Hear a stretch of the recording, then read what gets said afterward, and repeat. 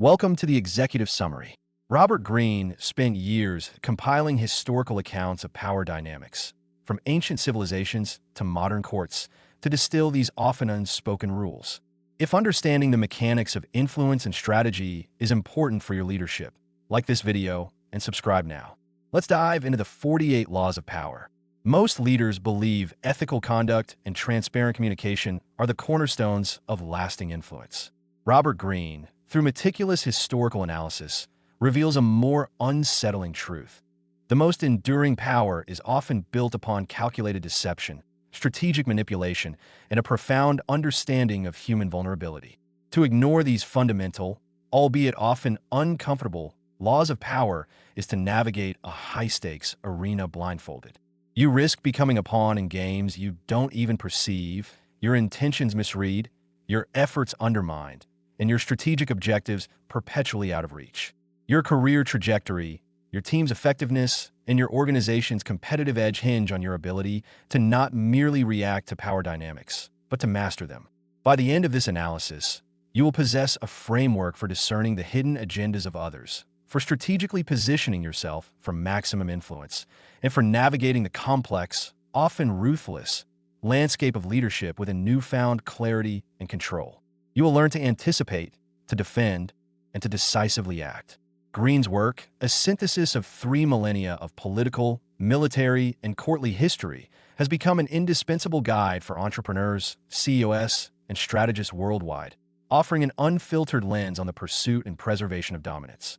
We begin our exploration into the stark realities of influence, as laid bare by one of the most controversial yet compelling texts on leadership ever penned. Robert Greene's The 48 Laws of Power, published in 1998, stands as a seminal work in the literature of strategy and human dynamics.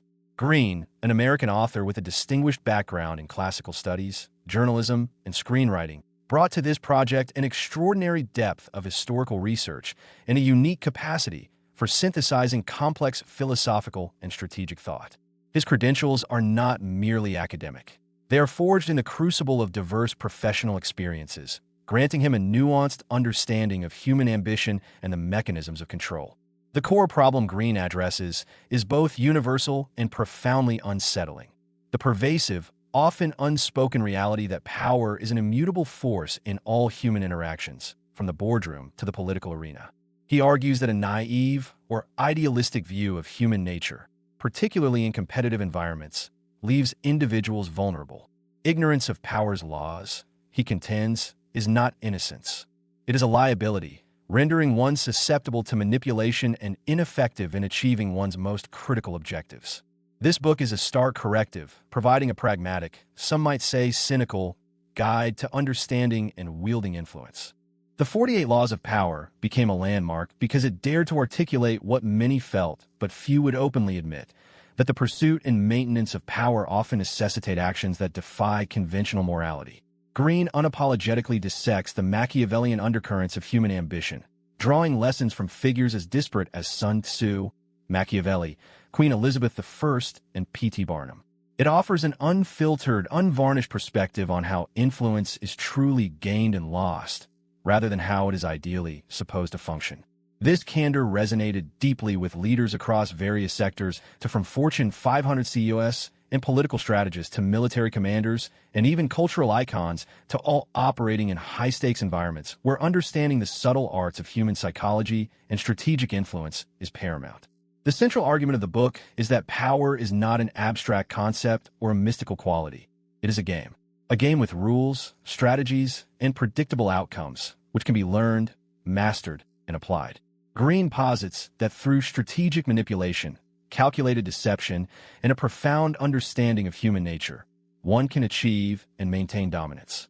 It is a manual for the ambitious, a shield for the vulnerable, and a mirror reflecting the often brutal realities of human competition.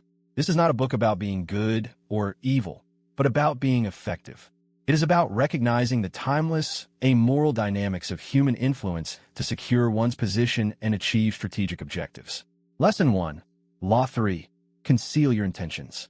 The principle here is deceptively simple, yet profoundly impactful. Keep people off balance and in the dark by never revealing the true purpose behind your actions. If your adversaries, or even your allies, have no clear understanding of your ultimate objective, they cannot adequately prepare a defense, nor can they anticipate your next move. Greene argues that revealing your true intentions prematurely is a critical error, rendering you predictable and thus vulnerable.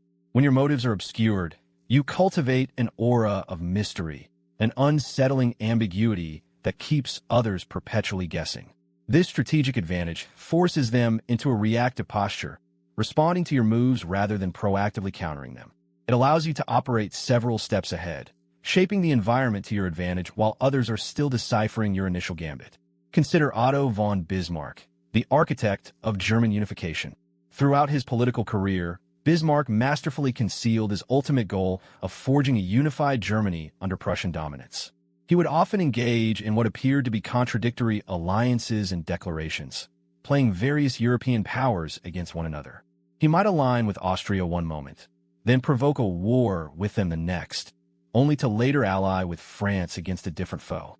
These seemingly erratic shifts kept other nations in a constant state of confusion, unable to discern his true, long-term strategic agenda. By the time they fully grasped his grand design, it was too late. His objectives were already well on their way to being realized, rendering effective opposition impossible. Now, reflect on your own leadership. In what specific area are you currently too transparent? Are you inadvertently giving away your strategic hand to competitors, or perhaps even to internal adversaries, by overtly stating your long-term goals or the full scope of your plans? Lesson 2, Law 11. Learn to keep people dependent on you. This law asserts that to maintain your independence, to truly wield influence, you must ensure you are always needed and wanted. The more others rely on your unique contributions, the more freedom and leverage you inherently possess. Greene posits that true power is intrinsically linked to indispensability. It is not merely about being good at your job. It is about cultivating unique skills, possessing critical knowledge, or holding exclusive connections that make you absolutely essential to the functioning and success of an organization or a team. When you become the sole repository of a vital function, or the only one capable of solving a recurring, high-value problem, you secure your position. Others cannot afford to lose you, and this reality grants you significant leverage in negotiations, decision-making, and the overall direction of your work. Your absence would create a void too costly to fill. A compelling real-world example is Steve Jobs upon his return to Apple in 1997. The company was floundering, adrift without clear direction. Jobs systematically eliminated competing product lines, streamlined operations, and, crucially, positioned himself as the singular visionary. He became the indispensable force driving Apple's survival and resurgence, personally overseeing critical design decisions and product launches. His unique blend of technological foresight, design acumen, and ruthless execution made him the only one who could steer Apple back from the brink. This indispensability gave him absolute authority and control, allowing him to reshape the company in his image, ultimately leading to its unprecedented success. Consider your own professional landscape. What unique value, expertise, or critical function do you currently possess that, if you were to suddenly disappear, would create a significant and challenging void in your organization or team? And, more importantly, how are you actively and consciously cultivating that indispensability, ensuring your continued relevance and leverage? Lesson 3, Law 15. Crush your enemy totally. This law presents a stark, uncompromising truth. More is lost by stopping halfway than by total annihilation.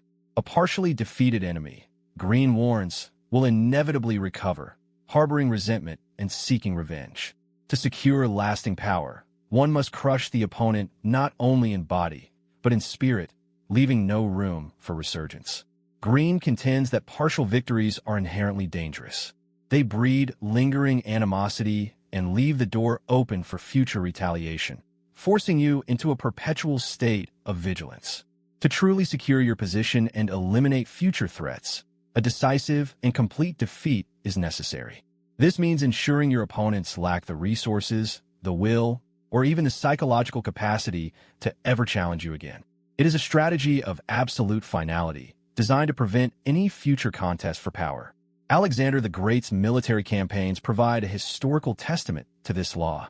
His conquests were rarely about mere territorial acquisition, They were about total subjugation. When he defeated an enemy, he did not simply win a battle and retreat. He absorbed their territory, often integrated their people into his empire, and sometimes even adopted aspects of their culture, thereby dissolving their distinct identity and capacity for independent resistance.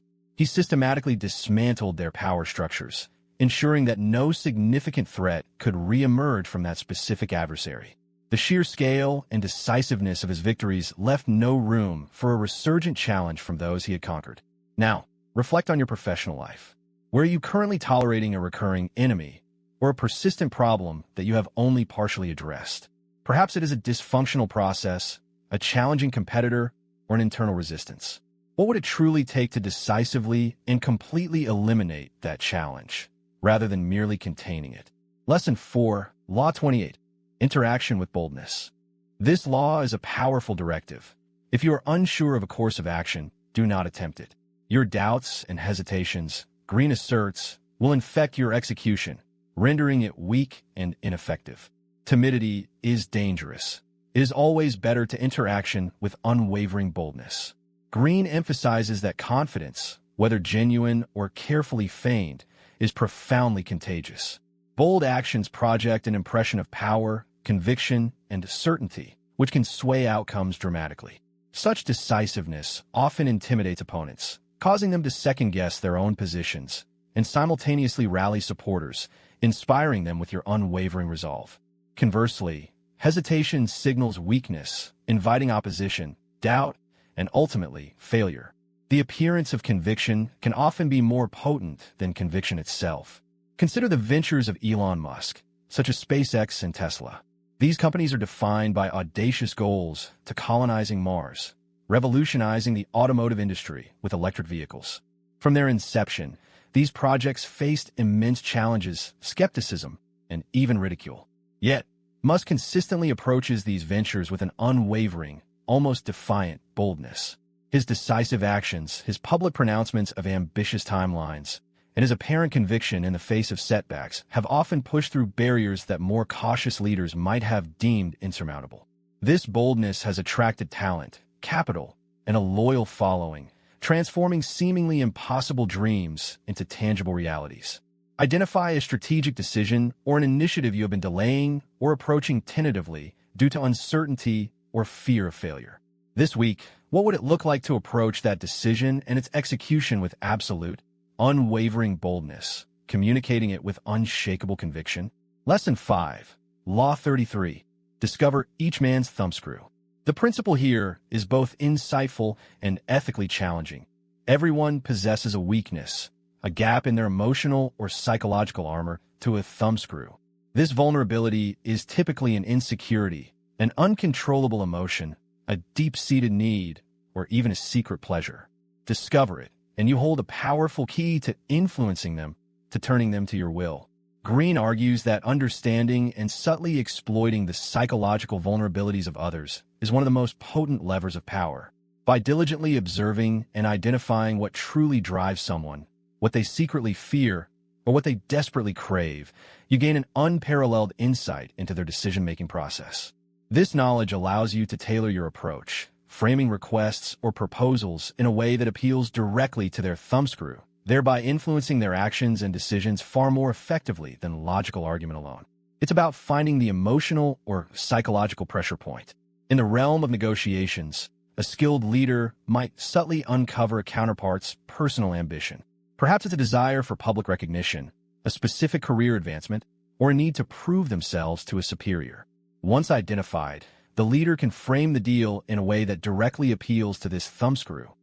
For instance, highlighting how agreeing to a particular term would elevate their standing or secure them a coveted project makes the agreement far more attractive to them, often outweighing its objective merits. This isn't necessarily manipulation in a malicious sense, but a profound understanding of human motivation used to achieve a desired outcome. Think of a key stakeholder or a critical team member whose cooperation and commitment you absolutely need to secure a current objective. What is their deepest professional insecurity or their most profound, perhaps unspoken, ambition? How could a deeper understanding of that thumbscrew better inform your very next interaction with them, allowing you to frame your requests more persuasively? Lesson 6, Law 41. Avoid stepping into a great man's shoes. This law offers a crucial warning for those in succession or leadership transitions. What happens first always appears better and more original than what comes after.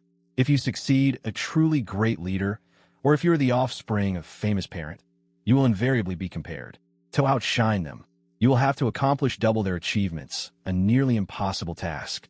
Greene advises strongly against directly following in the footsteps of a highly successful predecessor. The shadow cast by their achievements is long and often stifling. Comparisons will almost always be unfavorable, and your own contributions will be diminished by the constant reference to the golden age that preceded you. Instead, the wise course of action is to carve out your own unique path, to differentiate yourself decisively, and to establish your own distinct legacy, separate from the towering figure who came before. A prime example is Satya Nadella's ascension to CEO of Microsoft. He took the helm after Steve Ballmer, who followed the legendary Bill Gates. Rather than attempting to replicate their leadership styles or double down on their established strategies, Nadella deliberately pivoted the company. He shifted Microsoft's core focus dramatically towards cloud computing with Azure, embraced open-source technologies, and fostered a culture of collaboration that was distinct from the previous regimes. He did not try to be the next Bill Gates or Steve Ballmer. He forged a new identity for Microsoft and, crucially, for himself as a leader. This strategic differentiation allowed him to establish his own unique legacy, rather than being perpetually compared to his formidable predecessors. Consider your current professional context. Are you operating in the shadow of a past leader, a highly successful predecessor, or perhaps even a family legacy? What distinct, innovative path can you forge to establish your own unique leadership identity and legacy, rather than being perpetually measured against the achievements of another? Mastering the laws of power is not an academic exercise. It is a practical discipline. Here are 3 concrete actions you can implement this week to begin applying these principles. Move 1. The Strategic Silence Challenge. For the next 3 significant meetings, negotiations, or critical conversations you engage in, consciously practice Law 3. Conceal your intentions. Rather than immediately laying out your full agenda or revealing your ultimate desired outcome, adopt a posture of strategic silence. Listen more than you speak, ask probing questions, and offer only minimal, carefully curated insights into your true, long-term goals. Observe how others react to your perceived ambiguity. Pay close attention to the information they volunteer, the assumptions they make, and the positions they reveal, precisely because they're operating without a clear understanding of your full hand.